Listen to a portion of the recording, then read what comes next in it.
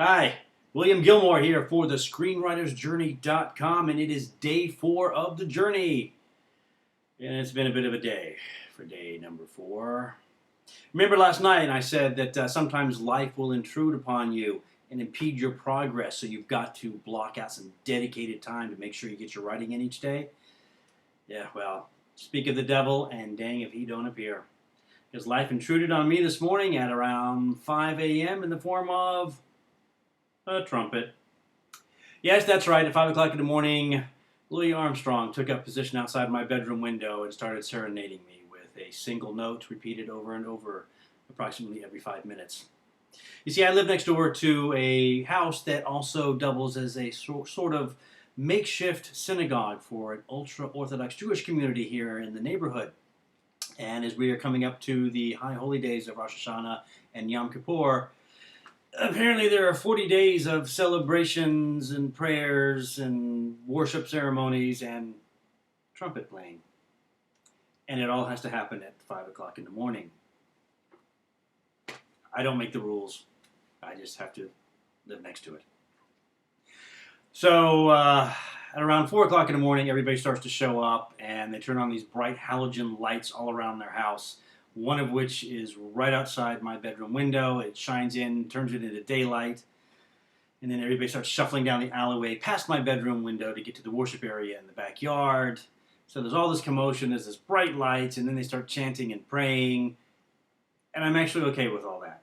I can deal with that. That's no big deal, but it was the trumpet playing that got to me. It's been going on for about 2 weeks now. Like I said, it goes on for 40 days. I didn't know that until I found out this morning in my discussion with the ultra-Orthodox Jewish community.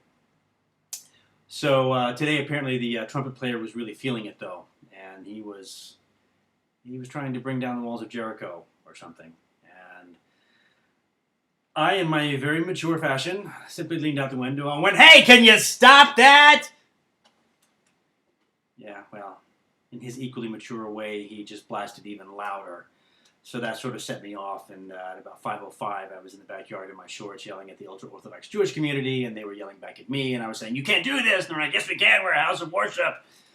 And after a bunch of yelling back and forth at each other, nothing was resolved. They went back in their house, I went back in mine, and that sort of set my mood for the day.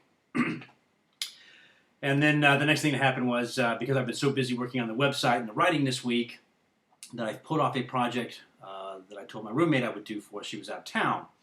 And she's looking for some B-roll footage for an interview she did for a news channel. And so I started going through the footage today, so she's coming back tomorrow. And there was like 100 hours worth of footage. And I'm like, and I can't do all this. And then the codecs were wrong. They were all mixed, matched, and I was having to transcode, and that was taking hours to do. And I was ready to throw my hands up about the whole thing, except while the footage was transcoding, I went, here's my opportunity to get some writing done. So I was actually able to pick up the script and start looking at it. And that's, of course, where the news turns bad again, because last night I thought I was in pretty good shape. I'm working on a feature-length film called Come Ups, and I'm in the second act now doing rewrites.